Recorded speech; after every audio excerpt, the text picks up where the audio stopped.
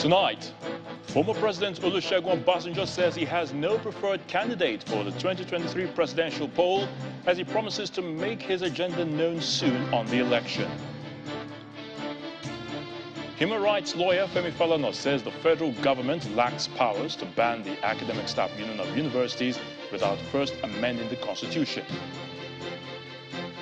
It's a make or mar as the National Executive Council of ASU meets tonight to determine the union's next line of action over its 6-month-old strike. And one of Pakistan's southern provinces, Sindh, raises up for the worse as the country deals with catastrophic flood, which has so far claimed at least 1,000 lives.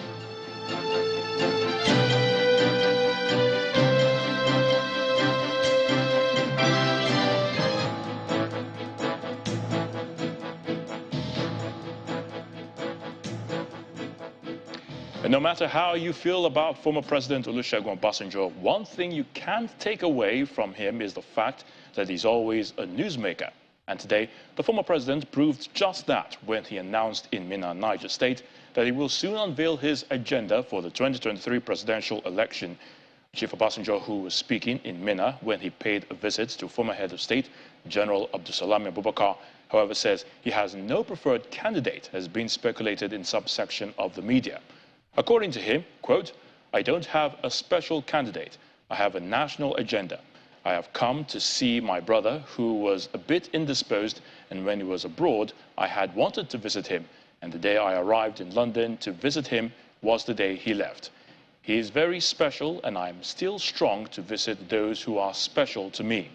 The two statesmen earlier had a closed-door meeting, which lasted for about 30 minutes, after which Chief Obasanjo visited another former head of state, General Ibrahim Babangida, at his residence.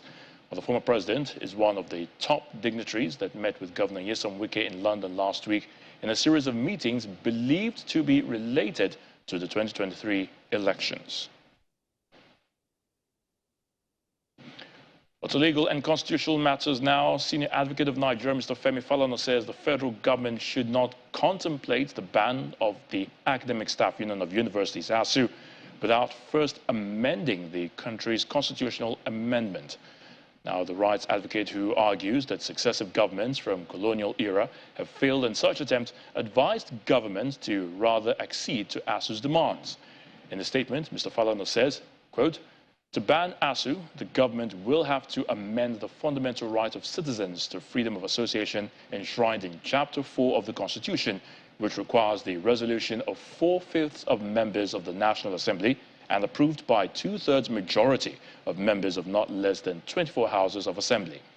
Now, the statement adds that the anti-democratic forces urging the Buhari administration to ban ASU should be made to realize that a democratic government lacks the competence to abrogate the fundamental rights of citizens outside the ambit of the Constitution. Mr. Falana believes that the 6-month-long impasse can be resolved if government commits to the 2009 renegotiated agreement instead of engaging in what he calls diversionary tactics to blackmail ASU.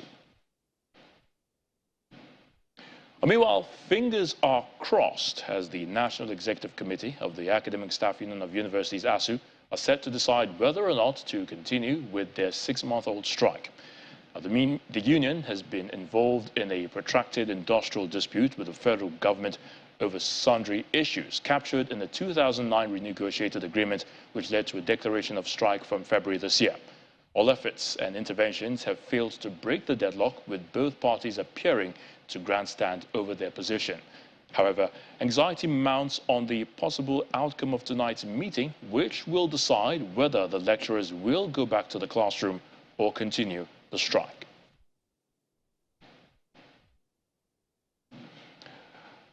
To security now, and the Chief of Naval Staff, Vice Admiral Awal Gambo, says there is significant miscalculation in determining how much Nigeria is losing in terms of oil theft, because oil losses due to other factors are often lumped together as theft, which is then blamed on security agencies' lack of effectiveness. Now, he told Channels Television's Ladi Akeredolade on our current affairs program, that's Newsnight, that force majeures which have nothing to do with theft are examples of such figures, and that the figures being reported are outrageous and impractical. We need to understand the differences between oil theft and, of course, oil loss.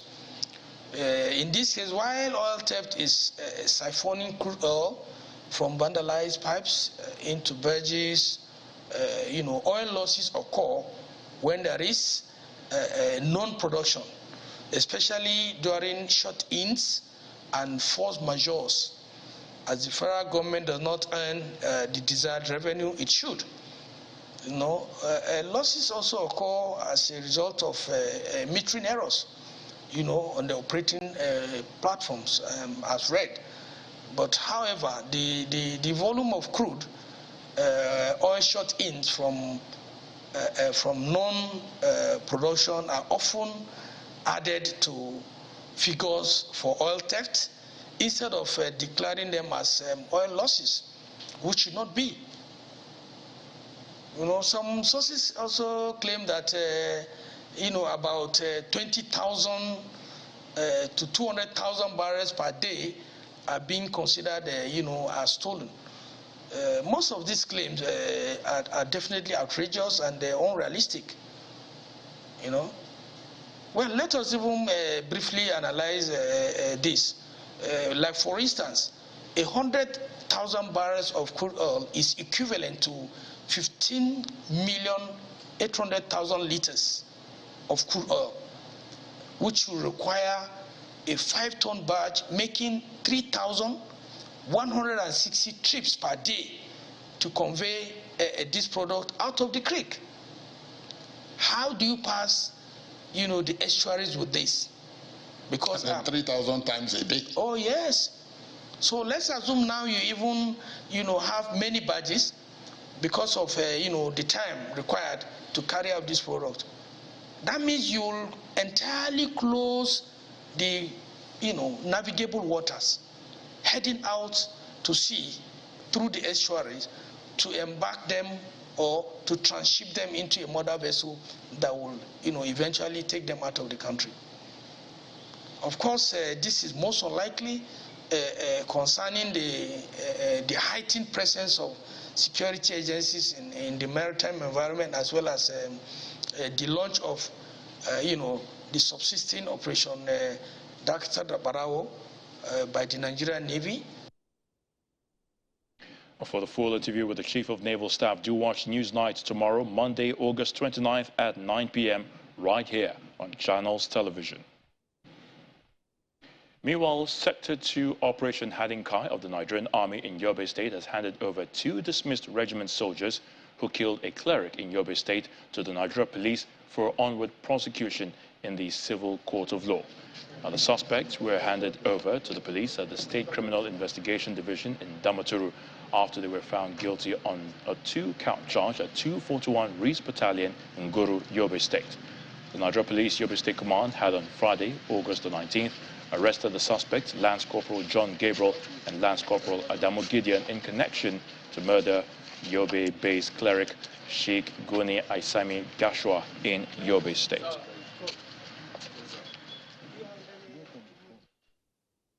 Still on security, at least 4 million small arms and light weapons are said to be in the hands of non-state actors in Nigeria. Experts blame this on porous borders in the country and the activities of unscrupulous security personnel. In this special report, our correspondent Emperor Simon takes a look at the mopping up of small arms and light weapons in Nigeria and some of the challenges involved. Weapons and ammunition voluntarily surrendered by bandits in Zamfara State in northwest Nigeria, following a recent amnesty program declared by the state government.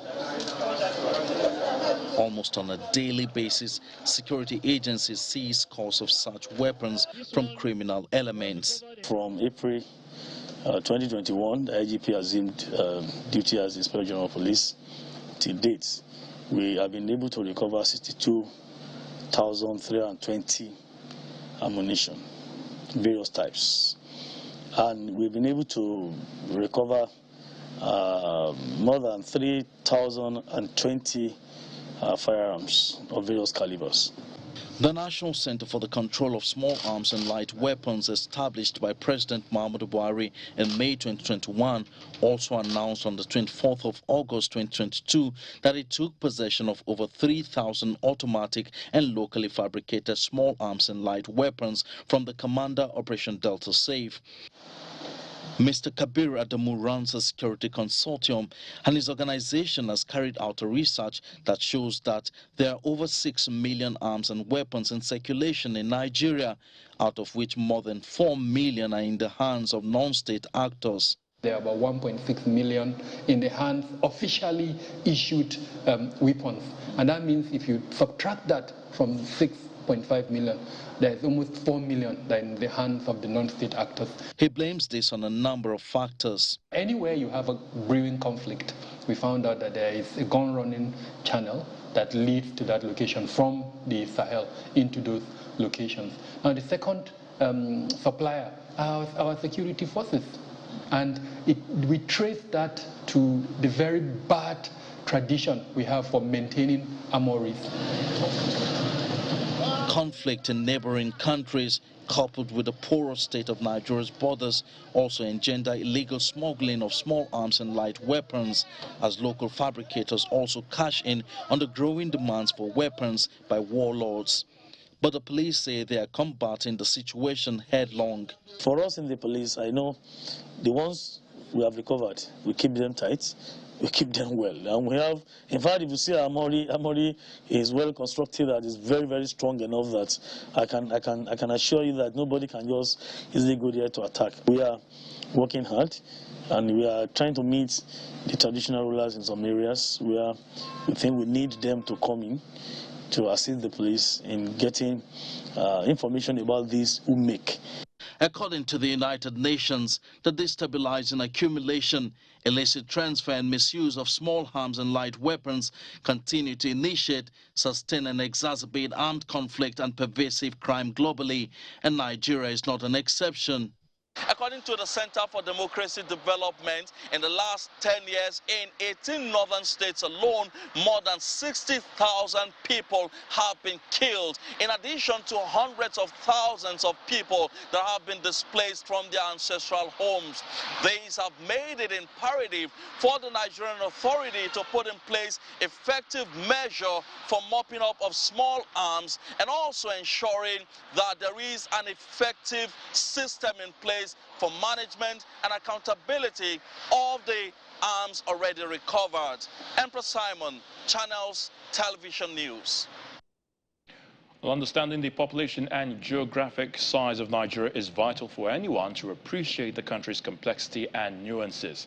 That's the position of the Vice President, Professor Yemi Osinbajo, who frowns at situations where some persons assess the situation of the entire country based on the violence in a section.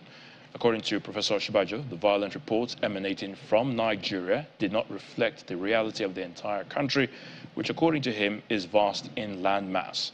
Professor Osinbajo was speaking during an interaction with a group of students from Harvard Business School at the Presidential Villa. In a statement by his media aide, the Vice President also frowns at comparing the economy of Nigeria with those of smaller African states. Professor Osinbajo said, quote, "For instance, Borno State is about the size of the whole of the United Kingdom, plus Sweden or Denmark. So, when it is reported that there is violence in Nigeria, it is probably an incident in one remote area of the country, and many people in Abuja and Lagos may hear about it on social media. Such is the size of this country. When they talk about the economy, we are often compared with smaller African countries, but there are 10 states in Nigeria that have bigger GDPs than those countries. It is a huge target market." He suggests constant engagement with the international community as one of the ways of protesting the stereotypes.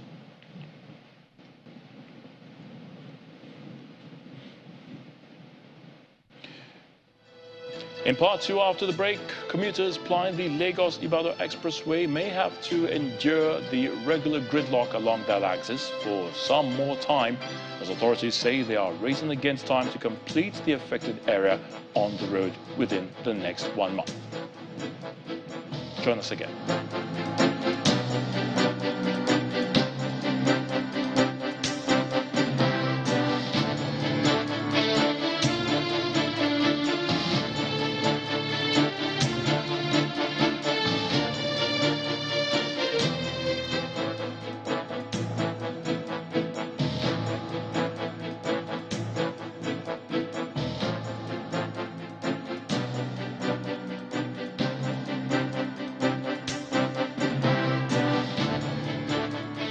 Welcome back. If you just joined us, you're watching the News at 10 live on Channels Television, Lagos. A reminder of our top stories. Former President Olusegun says he has no preferred candidate for the 2023 presidential poll, as he promises to make his agenda known soon on the election. Human rights lawyer Femi Falana says the federal government lacks powers to ban the Academic Staff Union of Universities without first amending the constitution.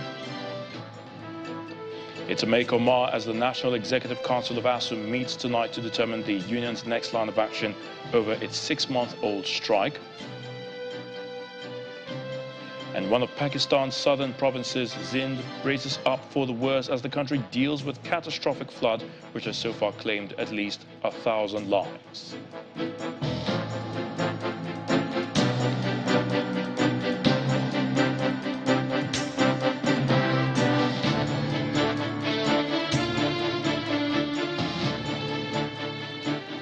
Motorists on the Lagos-Ibadan Expressway continue to complain about the hardship they face as rehabilitation work continues on some parts of the road. Now, some motorists who spoke to Channels Television lament about the slow pace of work and how the traffic is being managed. Our correspondent, Darido, tells us more. It's a weekend, and these road users thought the road would be free with less travel time. They guessed wrong. The gridlock of the past couple of days has turned minutes' drive into hours. The Federal Ministry of Works had suspended the construction work on that axis for a day to plan and make provision for required improvements in traffic management on the road. It's not what one can be experienced often, you know. Road users are angry and insist that the contractor can get the job done without the lingering hardship. Over 2 hours. From where? I'm coming from Abeokuta. So can you talk to us about your experience? Very, very, very terrible. Very, very terrible. They should please do something. 5 hours. What kind of nonsense is this? Conversion don't carry people inside motor. What are they doing? 3 hours. You have been in the traffic for more than 2 hours now. You are tired. Why this now? Amid the gridlock, traffic management officials continue to face the challenge of those driving against traffic.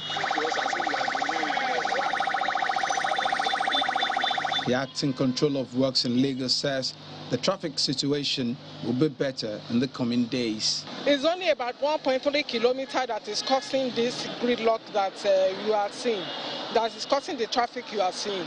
And we are working hard to make sure that within the next 1 month, we finish the 1.3 kilometers and deliver it, and you will see by that time the traffic would have eased.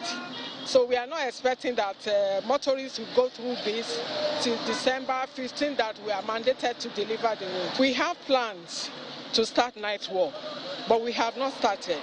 It's in the pipeline. We will soon start night work. So what is stopping the night work?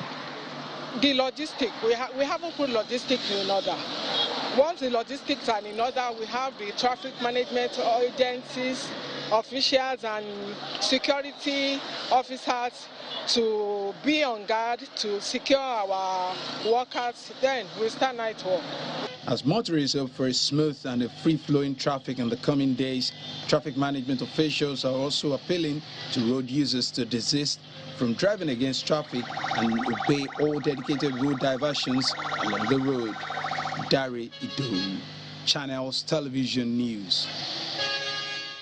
Benue State, after months of horse trading over the legitimate governorship candidate of the All Progressives Congress in the state, the Independent National Electoral Commission, INEC, has finally recognized the suspended Catholic priest, Reverend Father Hyacinth Alia, as the party's governorship candidate, despite opposition by other aspirants and the People's Democratic Party, who are contesting the decision in court.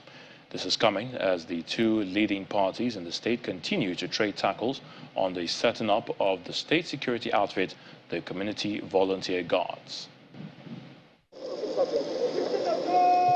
Determined to remain the food basket of Nigeria, the Benue State Community Volunteer Guard was inaugurated by Governor Samuel Otom to help secure farming communities from persistent herders' attacks. The move is, however, being criticized by the opposition All Progressives Congress in the state, as they allege that the governor is raising a political army ahead of the 2023 general elections. We do not know which security institution of the federal government or the state that has trained these volunteer guards. We also do not know how they were recruited, and so it calls for worry. Faulting the allegation, the ruling PDP in the state says the APC, which could not organize itself to nominate a governorship candidate, has since lost its voice to talk about public policy. The Benue Community Volunteer Guards, on the other hand, as recently commissioned by Governor Tom, is a very last resort for self-preservation by Benue people, since it has become clear that the regular security apparatus of the country under the incumbent administration of President Muhammadu Buhari will not be able to protect the people from wanton killings and their displacement from their lands. Amidst the political face-off, the Benue Youth Forum cautions political parties against trivializing issues of public safety and security, all in a bid to gain advantage. We urge Benue people to shun political differences and put aside any kind of sentiment to support Governor Samuel Tom as he stands up to our enemies and follow legal means to put the state into peace. However, contrary to the PDP's claim, the APC governorship candidate is presented with Independent National Electoral Commission's nomination certificate. Benue is counted as one of the states endowed with natural mineral resources, but we cannot boast of what we have placed on our soil for the benefit of the state. While Benue communities and residents settle down with the new reality of the volunteer guards operating to secure their lives, the guards have since been working in general local intelligence gathering, which the conventional security agencies have relied on from apprehending some kidnap syndicates in the state. The Socio-Economic Rights and Accountability Project, SERAP, is asking President Muhammadu Buhari to direct the Attorney General of the Federation and Minister of Justice, Abubakar Malami, to provide its organization with a copy of the signed agreement between the United States and Nigeria for the repatriation of $23 million stolen by the late General Sani Abacha. The U.S. had last week signed an agreement with Nigeria to repatriate $23 million Abacha loot. In the letter, SERAP says, quote, "By the combined reading of the Nigerian Constitution 1999, the Freedom of Information Act, and the country's international obligations, there are transparency obligations imposed on your government to widely publish the agreement on the $23 million Abacha loot," unquote. Now, the group, or the rights group, further explains that publishing the agreement will allow Nigerians to scrutinize and monitor the spending of the repatriated Abacha loot to ensure that the money is not mismanaged, diverted, or stolen, and will also promote transparency and accountability in the spending of public funds. Operatives of the National Drug Law Enforcement Agency, the NDLEA, have arrested a cleaner at the Murtala Mohammed International Airport, Ikeja, Lagos, Ohiagu Sunday, who the agency says leads a drug syndicate at the international wing of the airport. He was nabbed on Tuesday, August the 23rd, following the arrest of an intending passenger on Air Peace flight to Dubai, UAE, Obinna Jacob Osita, who was arrested with 3 bags, 2 of which contained 8 blocks of cannabis sativa weighing 4.25 kilograms concealed in cassava products, gari and crayfish. One other member of the airport syndicate who works with Ohiagu has also been arrested, while operatives are after another suspect. Investigations revealed that the Dubai-based drug dealer recruited Obinna, a 42-year-old native of Oyi local government area, Anambra State, to traffic the drugs, and equally contracted Ohiagu, a 34-year-old airport cleaner from Olu West local government area of Imo State, to create access for the unhindered passage of the trafficker. In another case, attempt by a syndicate to export illicit drugs through the Lagos airport was foiled during an outward clearance of passengers on Ethiopian Airlines to Oman via Addis Ababa. The suspect, Jonah Chukwemeka, was arrested with a total of 1,995 tramadol tablets with a gross weight of 900 grams hidden in locust beans in his luggage. The bag containing the illicit substance was handed over to him at the airport by one Olagunju Abbas, who was promptly arrested. Meanwhile, the National Association of Polytechnic students are blaming the increasing rate of drug abuse among the youth in the country on the ongoing strike action by the Academic Staff Union of Universities, ASU. Now, the national president of the Students' Union, Samuel Anidi, made the assertion at a seminar on curbing illicit drugs in tertiary institutions held at the Kaduna State Polytechnic. Mr. Anidi, who insists that most of the violent crimes and banditry are drug-related, is however calling on ASU and the federal government to, as a matter of urgency, resolve their differences to enable students return to school. Curbing illicit drugs and narcotics in the nation's campuses is the focus of this one-day seminar organized by the Students' Union Government of Kaduna Polytechnic and the National Drug Law Enforcement Agency. Speakers at this forum are unanimous on the dangers of drug abuse on students who are regarded as leaders of tomorrow, just as the management of Kaduna Polytechnic announces measures to checkmate the menace. When somebody is into this drug, despite the health challenges or problems the person is facing, to discover he will keep on using such substances. I want to assure you that Kaduna Polytechnic has zero tolerance to drug. Zero tolerance. The Dean Student Affairs can always tell you. In fact, people who take drugs around Kaduna Polytechnic who are not even students, they have been arrested severally by the Dean Student Affairs. Highlighting some of the contributory factors in the increasing rate of drug abuse in tertiary institutions, the president of the National Association of Polytechnic Students and the deputy commander of NDLEA attributes the rise in the last 6 months among the youth to the lingering ASU strike, which has kept many students at home and idle. It's so unfortunate that the ASU is still on strike, even though the Polytechnic constituency, which I primarily represent, is on the campuses. But time to time, we also partner with the university associations to lend our voices in calling on the relevant authorities and bodies, as well as the government, to put heads together and ensure that our students come back to campuses. Definitely, drug abuse is a cankerworm that is eating deep in the fabrics of not only the user alone, but the society in general. Because a lot of things, let me go a little further. You know, cases that are happening in Mexico, students are being taken, killed. Here in Nigeria is of no difference, because drugs ravage the lives of the youths. Participants at this conference are in agreement that there is a strong correlation between drug abuse and crimes. They are therefore appealing to the university lecturers and the federal government to end the impasse as soon as possible in the interest of the students who are currently idling away.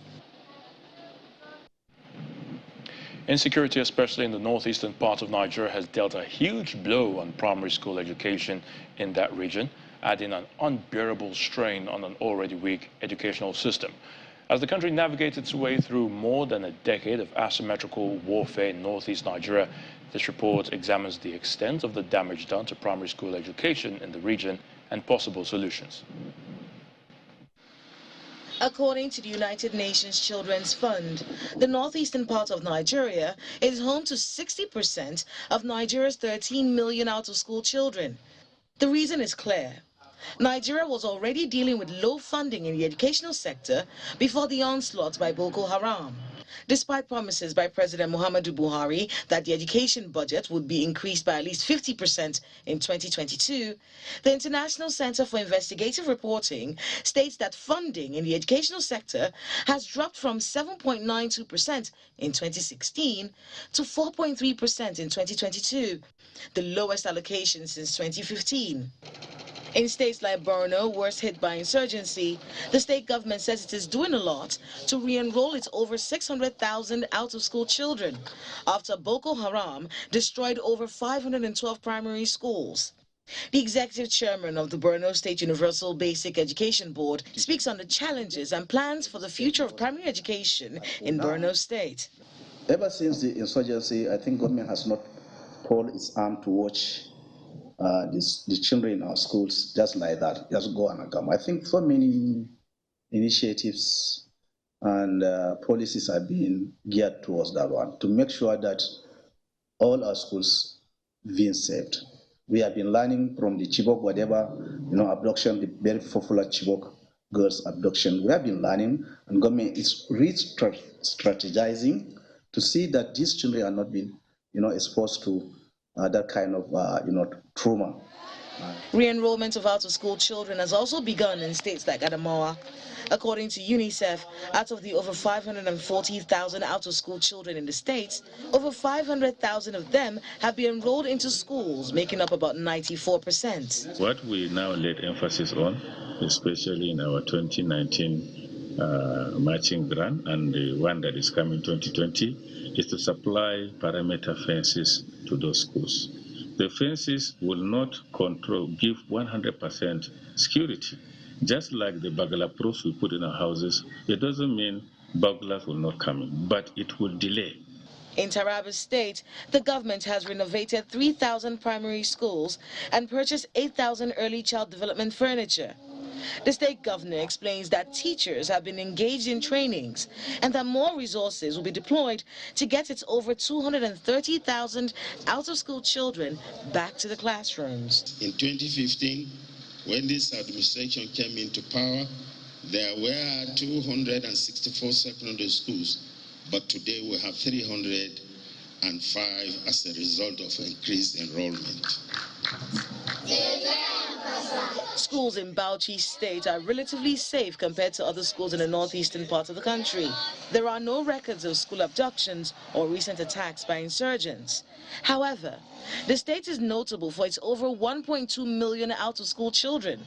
One of the factors responsible for this is the influx of internally displaced persons into the state and poor facilities. The state government has embarked on construction, upgrade, renovation and procurement projects in basic schools after being able to assess over 8 billion naira in interventions. Although a complete buy-in of governors in the northeastern part of the country is required to tackle the primary school education problems in the region, many believe that declaring a state of emergency in the worst-hit states may push the governors to make education a priority, just as the federal government's plan to allocate 20% of the nation's budget to education in order to meet the 2030 Sustainable Development Goals in the sector must be taken seriously in order to secure the country's future. President Muhammadu Buhari has inaugurated the 66-kilometer Gombekautungi federal road that connects neighboring states and countries to Gombe State. Represented by the Minister of Communication and Digital Economy, Dr. Isa Pantami, the President says the road adds to the list of infrastructure projects by his administration in fulfillment of his campaign promises. The event was also attended by the State Governor, Inuwa Yahaya, and other top government officials. The 66-kilometer Gombekautungi Federal Road in Gombe State is now wearing a new look after almost a decade. The road is a major transit route to neighboring northeast states and some countries bordering Nigeria, including Chad. And to formally inaugurate the project, President Muhammadu Buhari, represented by the Minister of Communication, Dr. Isa Pantami, Gombe State Governor Inuwa Yahaya, joined other guests in the state for the ceremony. Governor Yahaya, who commends the federal government for completing the project, asked for more roads and greater budgetary provision. Like Oliver Twist, we would like to urge and plead with Mr. President that for this road to make very good and serious meaning to us, it must link us up with Yola. And that means the stretch that is between Numan and Yolde, which is the Gombe State boundary, has to be worked upon, and it has to be worked seriously and hastily. Dr. Pantami believes the project further shows the resolve to provide infrastructure by the Buhari-led administration.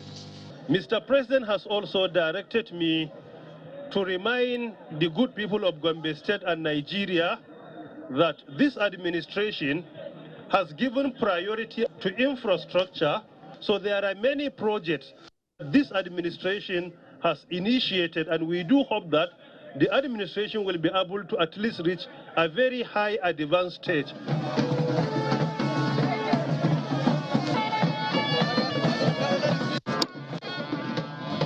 Some of the beneficiaries of the road project and others commend the government for their political will to see it through. We are very lucky. We have a listening president So they took action, and this is what we have today, a very a finished product that can stand anywhere in the world. This road, for a very long time, it has been permanently under construction. But we thank God today, we can see that the road has gone through a lot, and the federal government has intervened by ensuring that this road has been, at last, people are now beginning to feel a sigh of relief. Now that the road is easily passable, it will reduce travel time and ultimately boost socio-economic activities around that axis. To health now, 1,500 beneficiaries of the Engineer Abdullahi Sule Free Medical Outreach have received automatic enrollment in the Nasarawa State Health Insurance Scheme. Governor Abdullahi Sule approved the enrollment when he inspected the program at the model hospital in Akwanga local government area. The beneficiaries cut across the 3 local government areas in the northern zone of the state. Our correspondent Halima Gayam reports. Women, men, young and old, who are battling with several ailments but cannot afford medical services are beneficiaries of the Engineer Abdullahi Sule Free Medical Outreach.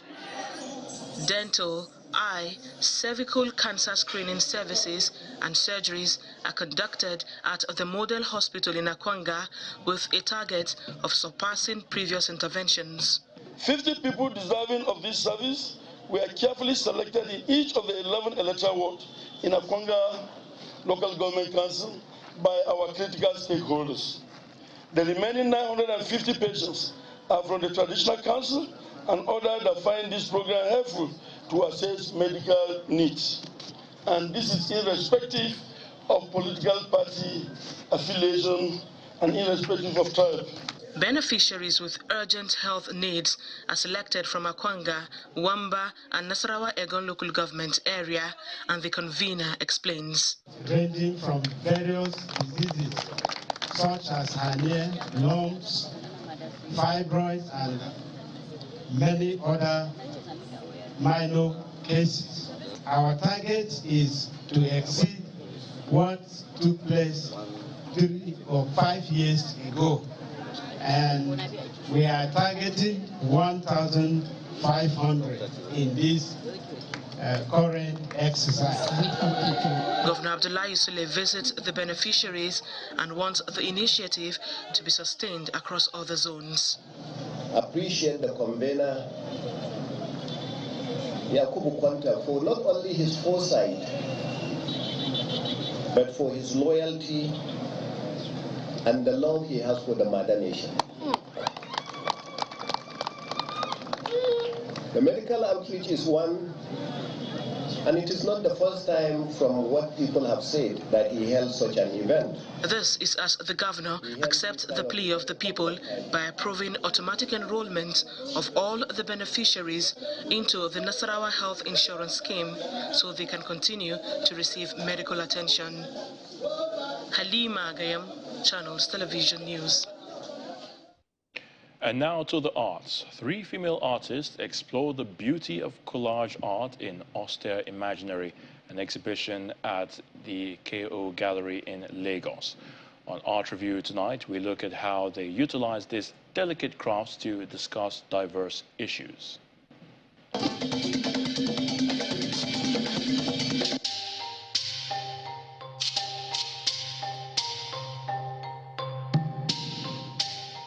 Three female artists, Mariam Moma, Mobolaji Ogunosoye, and Taye Daho, make collage painting come alive at the KO Gallery in Lagos. This exhibition, unlike other exhibitions I've worked on, is not really a narrative-focused exhibition. I'm not really telling a story with the works. I'm really focusing on how these artists, each of them very different, still have this process in common whereby they focus a lot on sort of the structure. They have these sculptural elements to their approach to building with paper.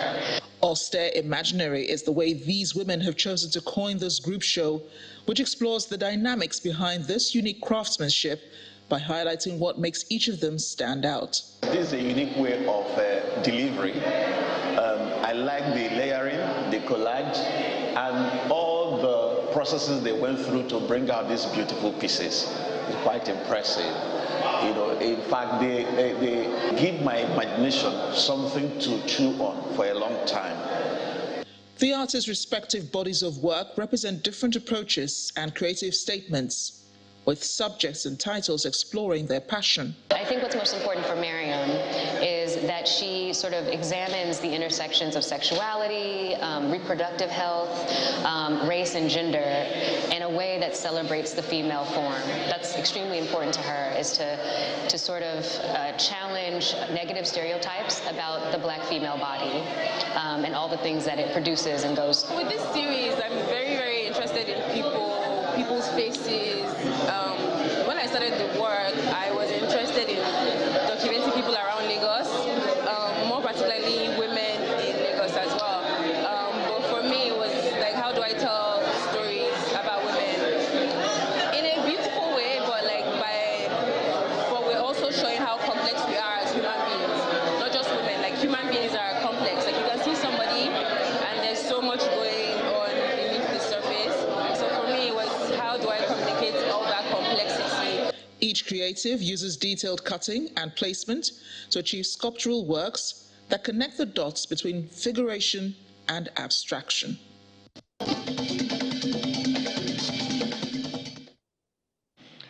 And now to Jigawa State, which has been ravaged by flood in the last couple of weeks. Well, the latest area to be affected is Kanaya village in Dutse local government, where thousands of people have been displaced after a heavy downpour that lasted for several hours.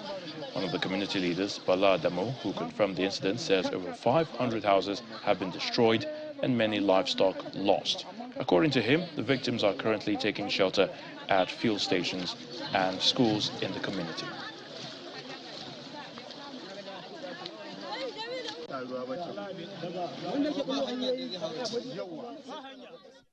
A bishop of the Catholic Diocese of Ekulobia in Anambra State, Bishop Peter Opaleke, has become the fourth cardinal from Nigeria following his swearing in by the Pope Francis at the St. Peter's Square on Saturday. Cardinal Opaleke, who, however, recalled the circumstances leading to his coronation, saying all things work for the good of those who love God. Before his elevation as cardinal, controversy had trailed Opaleke's appointment as Bishop of Ahera Diocese in Imo State, with some clergy protesting his appointment because he is not an indigent. Now the situation forced him to resign, which later made Pope Francis carve out Ekulobia Diocese in Anambra and installed him as bishop. On May the 29th, Pope Francis announced Bishop Opaleke as one of the new 21 cardinals, which will see the College of Cardinals grow to 229, with 131 as electors. Cardinal Opaleke says his promotion came as a surprise and attributed to the grace of God, saying, quote, "We know that all things work for good for those who love God." Well, the College of Cardinals is a body of senior priests who support the Pope in overseeing the affairs of the Church, and they also vote during papal elections. And outside our shores, Pakistan's government is appealing for internal assistance as floods devastate the country, leaving people searching for higher ground. The National Disaster Management Authority says at least 119 people were killed in the last 24 hours, with more than 1,000 people dead from monsoon rains. Officials said the US, UK, the UAE and others have contributed to a disaster appeal, but more funds are needed. Floods have devastated much of Pakistan. The northwestern Khyber Pakhtunkhwa province witnessed another day of fatal devastation on Saturday, as 15 people were killed as a result of landslides and floods.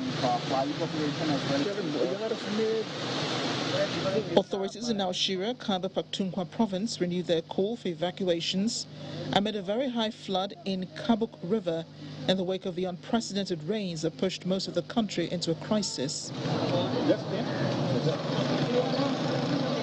Strong winds triggered by heavy monsoon rains washed away roads and bridges in the Swat district of Khyber Pakhtunkhwa province. A bridge connecting Jareh village on the outskirts of Swat Valley was swept away by the devastating floods. Hotels, homes, mosques and crops have also been destroyed by the unprecedented flooding. Government statistics reveal that more than half of Pakistan is affected by floods, and millions of people have been rendered homeless as a result of flash flooding generated by abnormal monsoon rains, which have entered their 8th spell with no signs of subsiding. The death toll caused by rain spells and floods across the nation has risen to 982, along with 1,456 others injured as of Friday. Authorities made a dramatic rescue of a boy stranded in the middle of a heavily flooded stream.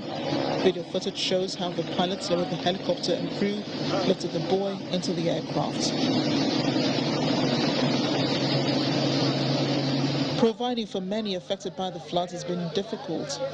Here in Dtigers in Punjab province, flood victims scramble around officials distributing relief goods. For over 2 lakhs acres.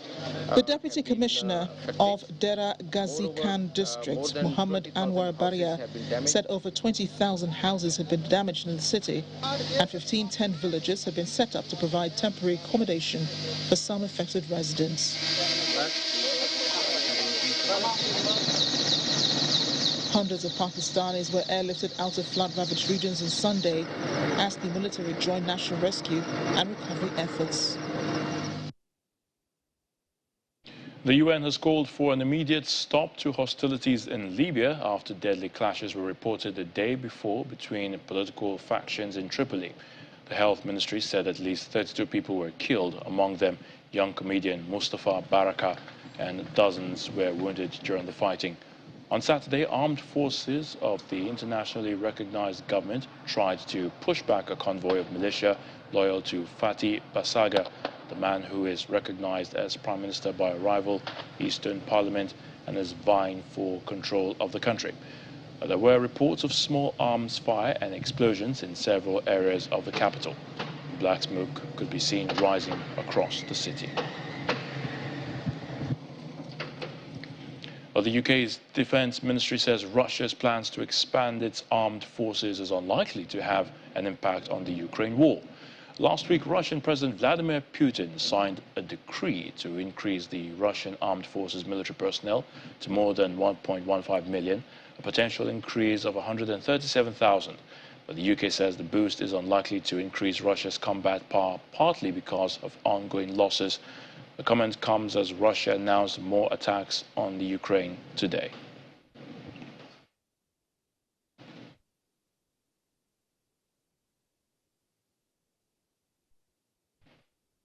Or just before we take sports news, the federal government of Nigeria has launched an energy transition plan to help realize the nation's commitment to net zero emission by the year 2060. Now, the energy transition plan, launched the first in Africa, which was hosted by Vice President Professor Yemi Osinbajo, was developed through the Energy Transition Commission to chart out Nigeria's unique energy transition pathway. Well, the plan will require an investment of $1.9 trillion over the next 2 decades. The UK heat wave of recent times, the Amazon wildfire, storms, intense drought, excessive rainfall around the world and even in Nigeria, unpredictable and shift in weather patterns are now a constant pointer of the term climate change. Climate change, for the sake of a simple conversation, is the amount of CO2 emissions in the atmosphere caused by human activities. Works at reducing these greenhouse emissions and the warming of the atmosphere has become the subject of discussion in several international fora and among international organizations like the United Nations. Countries in the world have all begun to show interest and commitment towards the conversation. Although Africa is not a significant source of greenhouse gas emission, it only contributes 2 to 3% of the world's carbon dioxide emissions. So, significantly, at COP26, Nigeria's leader, President Muhammad Buhari, announced a 2060 target of zero emissions for Nigeria, which is the whole buzz around energy transition, a global strategy to engage only in sustainable energy development. For instance, UK will stop using any car that drives on fossil fuel and hopes to have only zero-emission cars, electric cars, by 2030.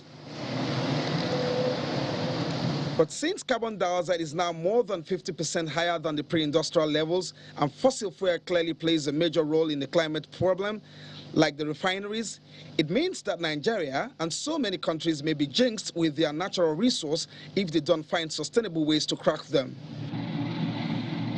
Nigeria has therefore argued for a just and equitable transition. They say, allow us to use gas as transition fuel for both access to energy and economic development. The target is for universal access to electricity by 2030 for all Nigerians and zero carbon emission by 2060. But these are just mere plans and ambition if nothing is done to work it out. To implement this, therefore, the federal government has announced the launch of an energy transition plan and is doing so through a special purpose vehicle of Energy Transition Implementation Working Group, which includes the Ministries of Foreign Affairs, Petroleum Resources, the Finance Ministry, the Environment, Power, Works and Housing. We anchored the plan on key objectives, including lifting 100 million people out of poverty in a decade, driving economic growth, bringing modern energy services to the full population, and managing the expected long-term job loss in the oil sector due to global decarbonization.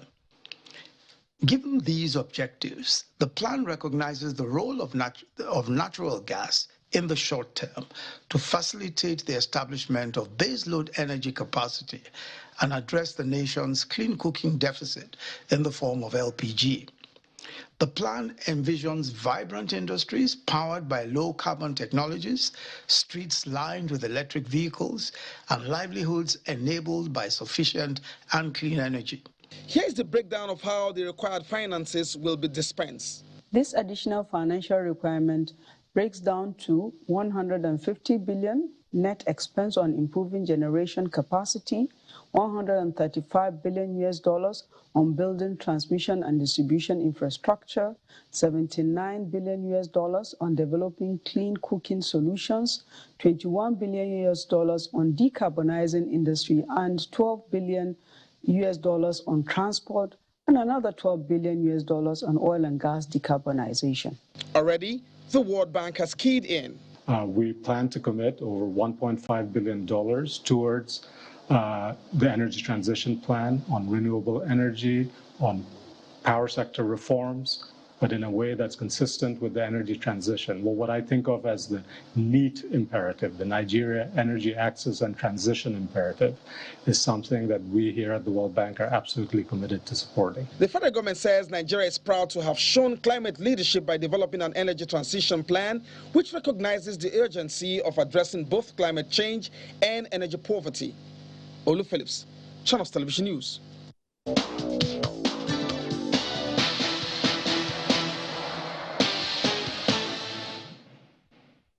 Nigeria's Dtigers have suffered their second defeat in Group E at the FIBA Basketball World Cup African qualifiers in Abidjan. Now, the men's senior basketball team earlier this evening lost to Angola 70-67 in their final game in the fourth window of qualifications. Angola won the first quarter 18-16. The Dtigers rallied back to win the second quarter 13-9. They, however, did not keep up the momentum in the third quarter, losing 23-16, which edged the fourth quarter 20-22. Nigeria now walk a tightrope in securing qualification for the World Cup, as only the top two teams from the group will book an automatic ticket to the FIBA 2023 World Cup built for Japan, Indonesia and the Philippines between August and September 2023. Well, the final round of qualifiers is in February next year. Ghana's Black Galaxies beat Nigeria's Super Eagles B 2-0 in the first leg of the 2022 African Nations Championship qualifiers played at the Cape Coast Sports Stadium today. Now, Afriye Banye and Suraj Saidu got the goals for the Black Galaxies. Both teams will meet in the second leg billed for Saturday, September the 3rd, at the MKO Abiola Stadium in Abuja. Well, the winner over the two legs between Ghana and Nigeria will qualify for next year's CHAN in Algeria. Hurricanes double has earned a 2-0 victory for Tottenham as they beat Nottingham Forest, which leaves Spurs to third in the Premier League in the matchday 4 clash played today. Antonio Conte's side made an encouraging start to the campaign. Kane ensured they maintained that momentum at the City ground. It was Kane's 200th league goal, including his Tottenham career and loan spells at Millwall, Leicester and Leyton Orient. Earlier, West Ham and their first Premier League win of the season, as Pablo Fornal's deflected second-half strike gave them victory over Aston Villa at Villa Park. Alan Saint-Maximin volleyed in a brilliant 90th minute equaliser as Newcastle United extended their unbeaten start to 4 matches and kept winless Wolves in the bottom 3.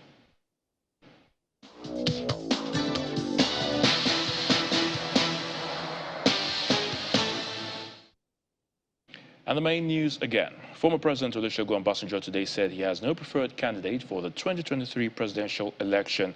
Well, the former president, who was speaking after visiting former military ruler Abdulsalami Abubakar, however, says he will soon make his agenda known to Nigerians.